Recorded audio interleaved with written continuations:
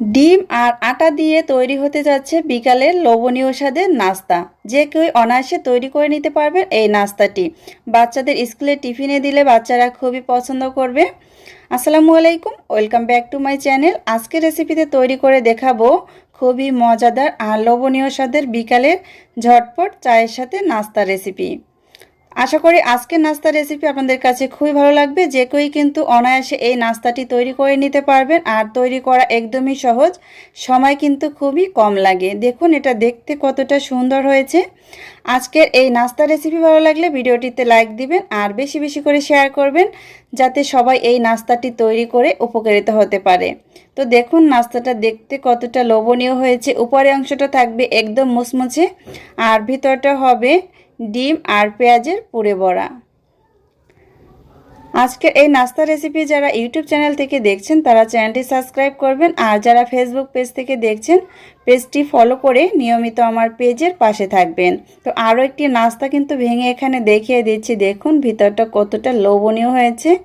তো ভিউয়ার চলুন মূল রেসিপিতে চলে যাই। কিভাবে আজকের এই নাস্তাটি আমি তৈরি করেছি ভিডিওটি প্রথম থেকে শেষ পর্যন্ত দেখবেন, এতে করে আপনি খুব সহজেই নাস্তাটি তৈরি করতে পারবেন। চুলায় একটি প্যান বসিয়ে দিয়েছি আর দিয়ে দিলাম 1 টেবিল চামচ সয়াবিন তেল। এরপরে দিয়ে দিলাম হাফ কাপ পেঁয়াজ কুচি, 3টি কাঁচামরিচ কুচি আর স্বাদমতো লবণ। এখন এই পেঁয়াজগুলিকে হালকা ভেজে নিতে হবে, বেশি না, পেঁয়াজটা একটু নরম টাইপের হয়ে গেলেই হবে। এই যে ঠিক এরকম করে পেঁয়াজটা ভেজে নিয়েছি। এখন এর ভিতরে দিয়ে দিচ্ছি ডিম। এখানে সিদ্ধ করা 2টি ডিম আমি কিউব করে কেটে নিয়েছি। এরপরে পেঁয়াজের সাথে এটাকে মিক্স করে নিব। পেঁয়াজ আর ডিমটাকে একটু 1 মিনিটের মতো আমি নেড়েচেড়ে ভেজে নিয়েছি। এরপরে দিয়ে দিলাম 1 চা চামচ কালো গোলমরিচের গুঁড়া, দিয়ে এটাকেও মিক্স করে নিব। আর এটা মিক্স হয়ে যাওয়ার পরে কিন্তু চুলাটা অফ করে দিয়ে তারপরে শেষ পর্যায়ে আমি দিয়ে দেব ধনিয়া পাতা কুচি। চুলাটা পর্যায়ে অফ করে দিয়েছি আর এখন দিয়ে দিচ্ছি ধনিয়া পাতা কুচি। এতে করে ধনিয়া পাতার যে সুন্দর একটা ফ্লেভার আছে এটা থেকে যাবে। চুলাটা অবশ্যই অফ করে নিতে হবে। এই যে পুরোটা রেডি হয়ে গিয়েছে। এখন এটা চুলা থেকে নামিয়ে সম্পূর্ণ ঠান্ডা করে নিতে হবে। এরপরে অন্যদিকে আমি এখানে একটি মিক্সিং বোল নিয়েছি আর দিয়ে দিলাম 2 কাপ আটা। আপনারা চাইলে কিন্তু এটা ময়দা দিয়েও তৈরি করতে পারবেন। আর এখানে দিয়ে দিলাম 1 টেবিল চামচ চিনি, স্বাদমতো লবণ আর 2 টেবিল চামচ দিয়ে দিলাম সয়াবিন তেল। এখন আটা আর তেলটা খুব ভালোভাবে মিক্স করে নিতে হবে। আটা দিয়ে আজকে নাস্তাটি তৈরি করে দেখিয়ে দেব, যেহেতু আটা আমাদের সবার ঘরেই থাকে। তো ময়দাটা বেশিরভাগ থাকে না, এজন্য কিন্তু আমি আটা দিয়ে তৈরি করে দেখিয়ে দিচ্ছি। এতে করে নাস্তাটি খেতে দারুণ মজার হবে।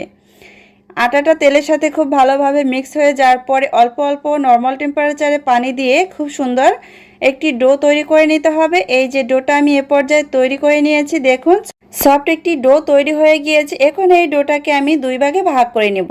প্রথমে 2 ভাগে ভাগ করে নিয়ে তারপর একটি ডো থেকে আমি 4টি লিচি কেটে নিব। টোটাল আমি এখানে 8টি লিচি কেটে নিব। তো 2 কাপ আটা দিয়ে এখানে আমি 8টি লিচি কেটে নিয়েছি।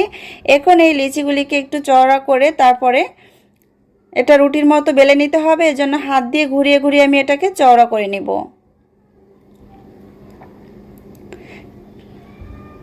এই যে একটি দেখিয়ে দিয়েছি, এভাবে করে সবগুলি করে দিব। সবগুলি একইভাবে রুটির মতো শেপ দিয়ে নিয়েছি। এখন এর ভিতরে তেল দিয়ে এটাকে ভিজিয়ে রাখতে হবে 20 মিনিটের মতো। আপনাদের হাতে সময় না থাকলে কিন্তু 10 মিনিট এটা রেখে দিতে পারেন।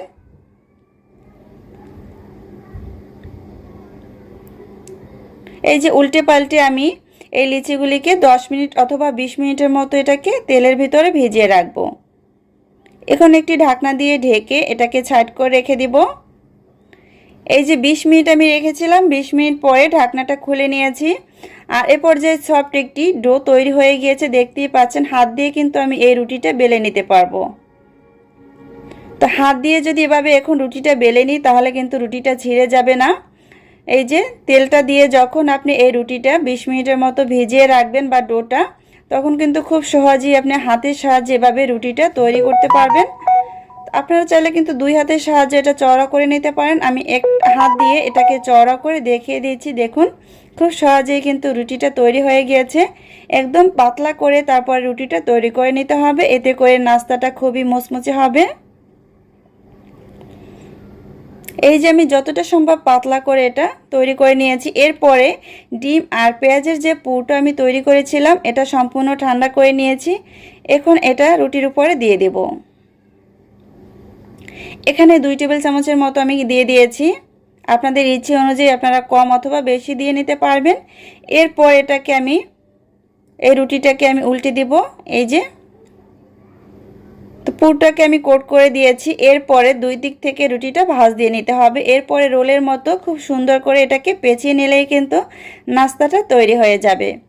কতটা সহজভাবে নাস্তাটা তৈরি হয়ে গিয়েছে দেখেই বুঝতে পারছেন। তো একইভাবে আমি সবগুলি নাস্তা শেপ এভাবে দিয়ে নেব।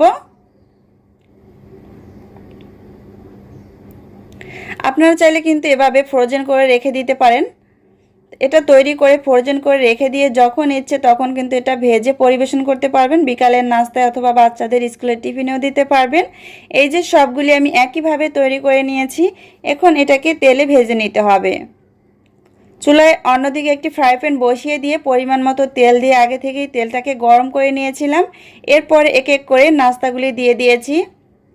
চুলার আঁচটা মিডিয়াম টু লোতে রেখে একটু সময় নিয়ে নাস্তাগুলি ভেজে নিতে হবে। এতে করে নাস্তাটা খুবই মুচমুচে হবে।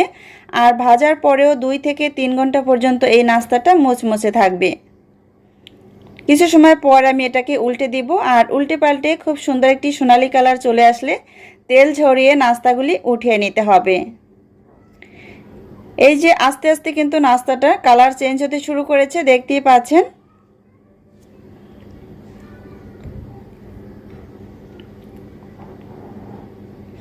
এই যে এ পর্যায়ে খুব সুন্দর একটি সোনালী কালার চলে এসেছে। এখন তেল ঝরিয়ে এই নাস্তাগুলি উঠিয়ে নিব।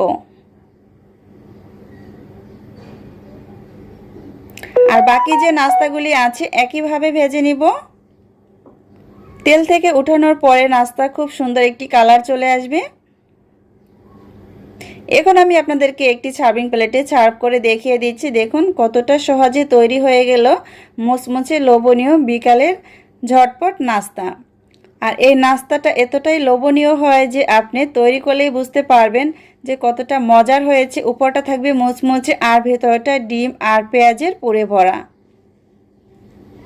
প্রত্যেকটি নাস্তা ভাজার পরেই 2 থেকে 3 ঘন্টা পর্যন্ত মুচমুচে থাকবে। দেখুন আরও একটি নাস্তা দেখিয়ে দিচ্ছি কতটা মুচমুচে হয়েছে আর লোভনীয় হয়েছে।